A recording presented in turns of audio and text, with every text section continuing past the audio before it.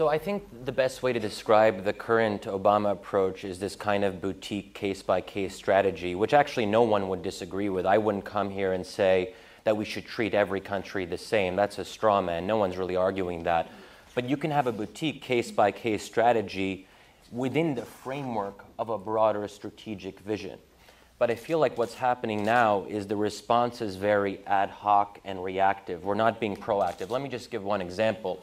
Jordan, a country that no one really seems to care about, but is actually extremely important for U.S. interests. It's the second largest per capita recipient of U.S. aid. It's one of two countries with a peace treaty with Israel.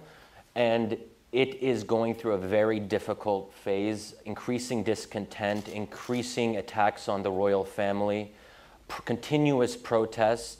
Jordan is a powder keg, a potential powder keg. Now, we can, of course, wait until things go downhill and then decide to react, right?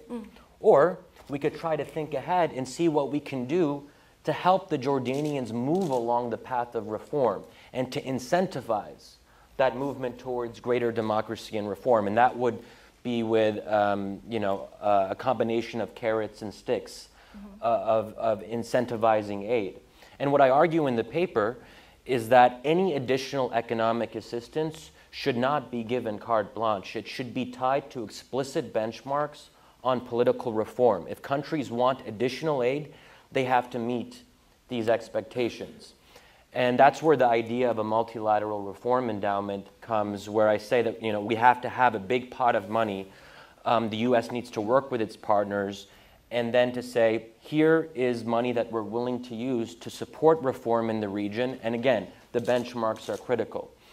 So I think that's one way to have a more proactive approach. Let's talk about the Gulf. Saudi Arabia isn't the most stable country in the world, and it's even more important than Jordan. Again, do we want to wait until Saudi Arabia destabilizes to do something about it? I don't think so. And we have to, obviously Saudi Arabia is a very delicate situation. There's not going to be democratic elections overnight, so of course you have to have a tailored response.